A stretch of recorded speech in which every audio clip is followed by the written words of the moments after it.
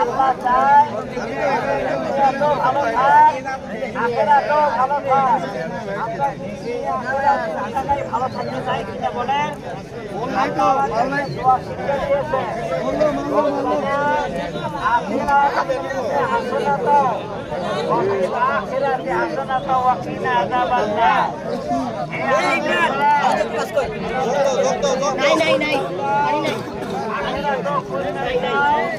জাহান্নামের আগুন থেকে আমাদেরকে বাঁচাও।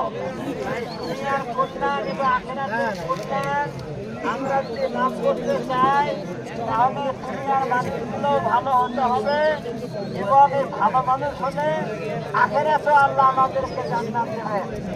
আর এই তাকওয়া ছাড়া ভালো মানুষ আশা করা যায় না।